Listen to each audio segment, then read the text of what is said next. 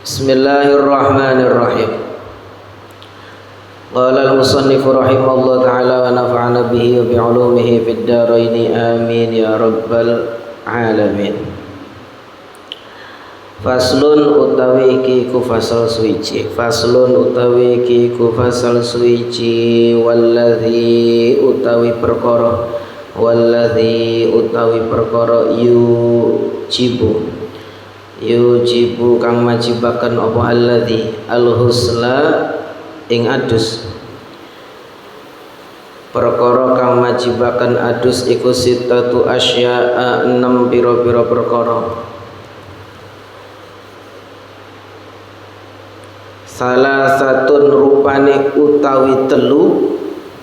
Salah satun rupane utawi telu iku tashtariku dadi sekutu atau bergabung fiha ing dalam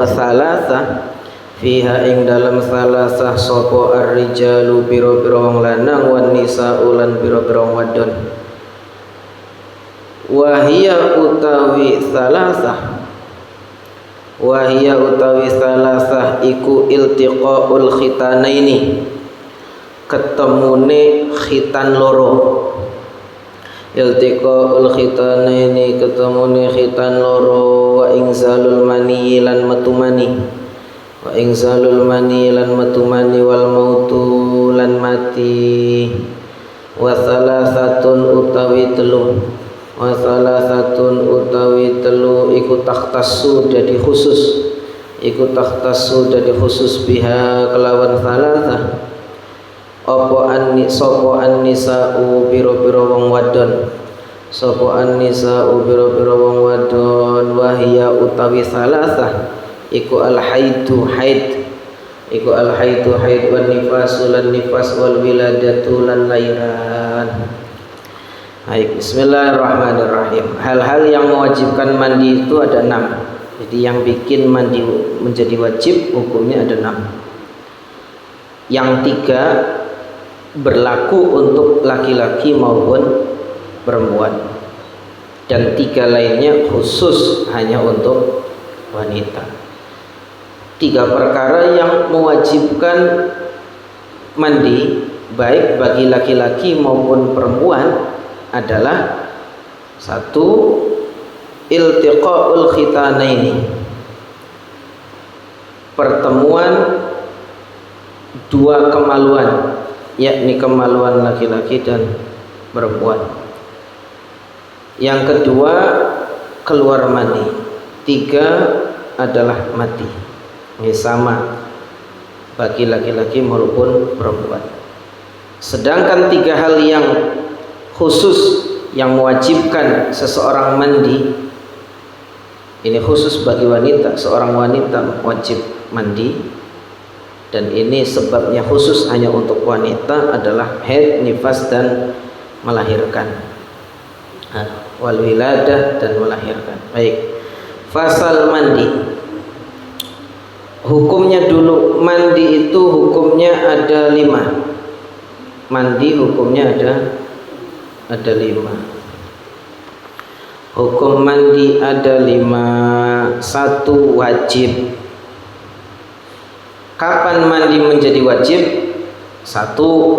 Ketika melakukan 6 atau ketika terjadi sesuatu yang mewajibkan mandi, yang jumlahnya ada 6. Juga wajib mandi ketika seseorang nazar untuk melakukan mandi sunnah. Kalau anak saya nih tahun depan diangkat jadi PNS, ini lolos CPNS, nanti saya hari Jumat itu, kata bapak-bapak ini, kata ayahnya, nanti saya hari Jumat, maka saya bernazar Jumatannya mandi. Padahal mandi Jumat itu hukumnya sunnah. Ketika sudah dinazari menjadi wajib. Hukum mandi yang pertama adalah wajib ketika nazar melakukan mandi sunnah dan ketika melakukan hal-hal yang mewajibkan mandi, yang jumlahnya ada 6. Nanti kita bahas. Yang kedua, ada mandi yang hukumnya sunnah. Nah, nanti ada di sini mandi hukumnya sunnah, halaman 20. Nanti ada banyak itu. 3, ada mandi yang hukumnya mubah. Apa mubah? Boleh. Mandi yang hukumnya mubah atau boleh, yaitu mandi yang tujuannya untuk menyegarkan badan atau membersihkan badan tanpa disertai niat yang baik. Ya Allah, panas teman, adus bari adem, itu mubah hukumnya. Tuh badannya lengket, pengen adus bari bersih, biar bersih, itu hukumnya mubah. Tapi kalau diiringi niat yang baik, maka berpahala. Mandi badan bau, mandi kenapa? Biar orang tidak terganggu dengan bau badan saya. Mandi niatnya untuk nyenengin suami. Mandi biar itu kalau mandi yang mubah tujuan untuk menyegarkan atau membersihkan badan itu disertai niat yang baik, maka berpahala. Kalau tanpa niat yang baik, maka mubah, dosa ya beli, dapat pahala juga beli, mubah. 4, ada mandi yang hukumnya makruh. Mandi dengan menyelam, bahasa Cina selulup. Ngerti nyelemnya? Selulup. Bagi orang yang sedang berpuasa. Jadi orang yang berpuasa kalau mandinya nyelam itu hukumnya makruh. Kalau nanti ada yang masuk ke rongga maka batal puasanya, walaupun tidak sengaja, tetap batal. Walaupun mandinya adalah mandi wajib, kalau lagi puasa nyelemnya hukumnya makruh. Yang kelima, ada mandi yang hukumnya haram.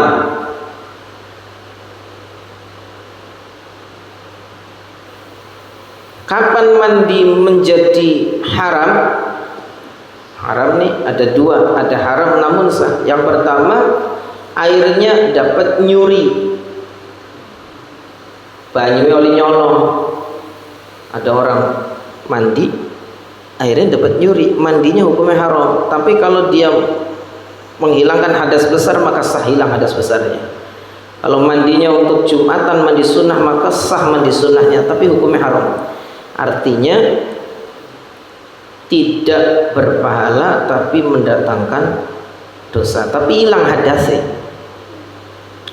Yang kedua, haram dan tidak sah mandinya wanita haid dengan niat ibadah.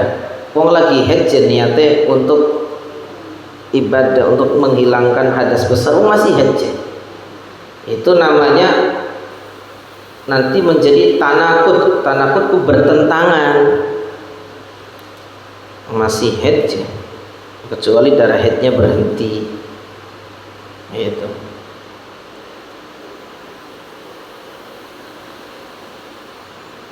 Jika seseorang melakukan 2 atau 3 hal yang mewajibkan mandi, nanti ada hal-hal yang mewajibkan mandi ada 6.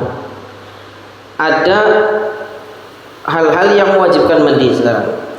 Hal-hal yang mewajibkan mandi ada 6. Kalau ada orang melakukan hal-hal yang mewajibkan mandi, sebabnya ini 2, 3 atau lebih, maka cukupnya mandi 1 kali yang niatnya untuk menghilangkan hadas besar.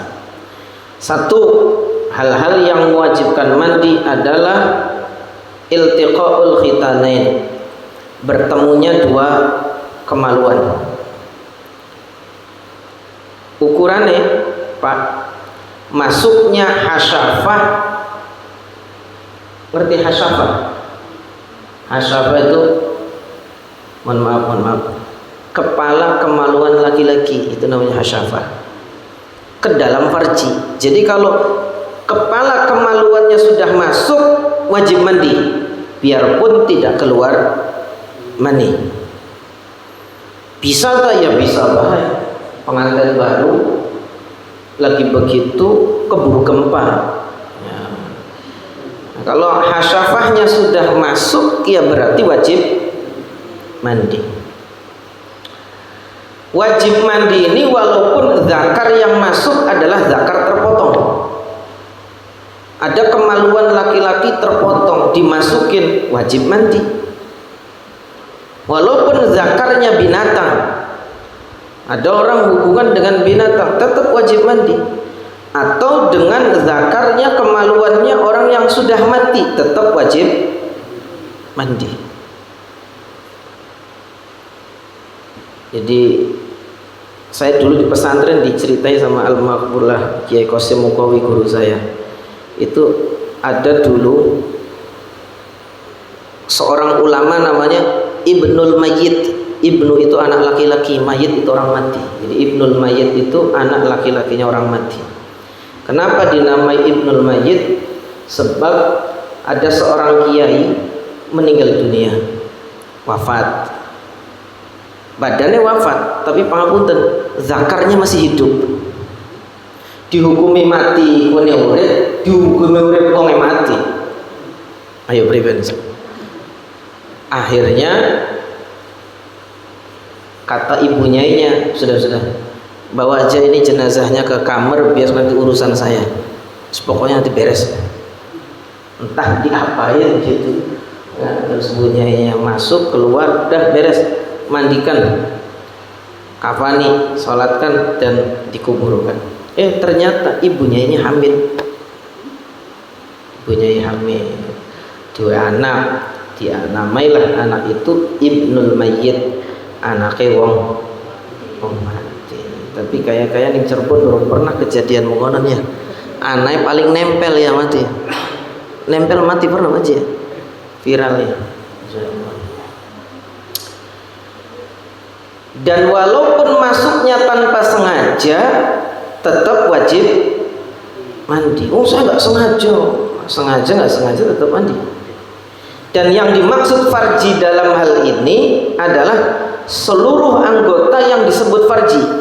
Mohon maaf, baik jalan depan maupun jalan belakang. Kalau masuk lewat itu maka wajib mandi. Ya. Tapi kalau lewat jalan belakang, lewat dubur, dilaknat oleh Allah Subhanahu Wa Taala. Allah melaknat seorang suami yang mendatangi istrinya dari belakang. Baik manusia atau hewan. Jadi kalau ada seorang hubungan dengan hewan, wajib dia mandi. Baik yang masih hidup atau yang sudah mati, wajib mandi. Dan walaupun sudah terpisah, wajib mandi. Yang kedua, tadi satu bertemunya dua kelamin, maksudnya tadi seperti itu. Yang kedua, keluar mani. Syarat air mani yang mewajibkan mandi ada dua. Yang pertama, air maninya sendiri. Air maninya sendiri. Kalau orang keluar mani, ini mani saya keluar, maka wajib mandi. Jika yang keluar adalah maninya orang lain, maka tidak wajib mandi. Misal, mohon maaf ini agak vulgar, kalau nggak dijelasin anda nggak paham. Ada seorang suami istri, hubungan suami istri. Selesai hubungan suami istri, ya, si istri mandi. Selesai mandi, keluarlah maninya suaminya. Maka si istri tidak wajib mandi karena yang keluar bukan maninya sendiri, tapi bisa membatalkan wudu. Paham Pak?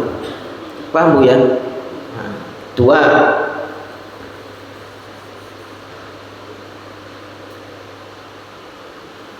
Air mani yang keluar pertama kali, maka tidak wajib mandi jika air mani yang keluar dimasukkan lagi lalu keluar untuk yang kedua kali, tapi pribadi.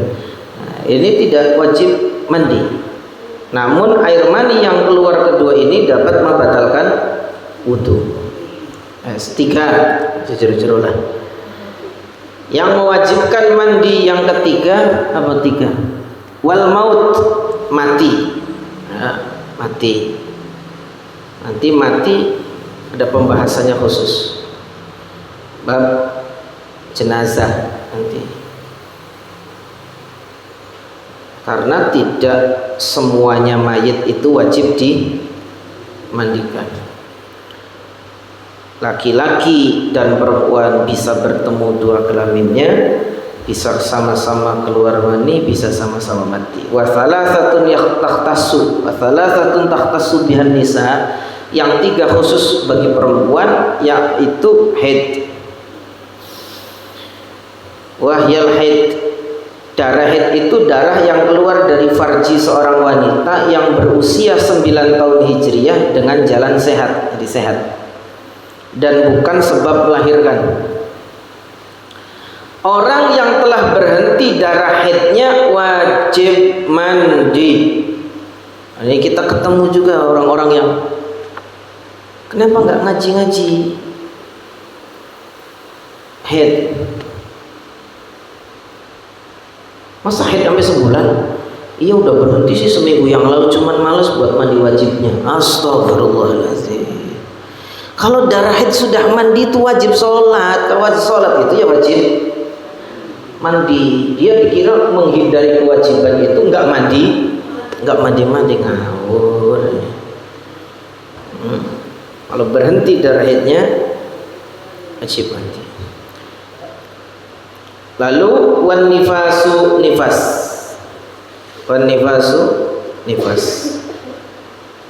Nifas itu darah setelah melahirkan yang keluar dari farji seorang wanita sebelum 15 hari dari melahirkan.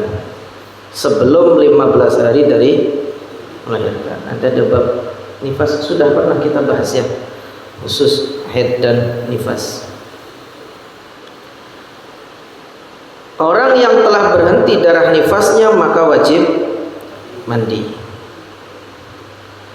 Lalu kemudian melahirkan, wiladah, melahirkan. Meskipun yang dilahirkan adalah segumpal daging atau segumpal darah, tetap wajib mandi. Itu wajib mandi. Hal-hal yang mewajibkan mandi ada 6. Misalkan ada orang, 1 hubungan suami istri mewajibkan mandi, 2 keluar mani, habis itu mati, berarti kan 3 sebab. Ini cukup mandinya hanya 1 kali. Ini pernah terjadi pada sahabat Nabi. Jadi ada sahabat Nabi lagi pengantin baru, lagi hubungan suami istri, tiba-tiba ada panggilan perang. Maka dia ngomong ke istrinya, Dek atau Neng atau Mi, ini ada panggilan perang. Nah, Kang Mas harus perang menghadapi musuh, mati. Itu sahabat begitu saja ditinggalkan, Mbak, demi jihad. Setelah mati datang, ya Rasulullah, suami saya ini lagi junub ini keadaannya. Lalu mati, gimana mandinya? Ya, 1 kali mandi, tidak usah dimandikan berulang kali. Faslun wa faraidul husli. Faslun utawi iki ku fasal suci. Wa faraidul husli utawi pira-pira fardune adus. Iku salah satu asya'a 3 pira-pira perkara. An-niyatu suci rupane niat. Wa izalatun najasati lan ngilangaken najis. Ingkanat lamun ono apa najasah ono iku ala badanihi ing atase badane wong. Wa isalul ma'ilan ngesokke banyu, nyampaikan air, ila jami'i sya'ri tumuka maring sekabehane rambut, wal basyarati lan kulit. Hal-hal yang harus dikerjakan atau fardunya mandi itu ada 3.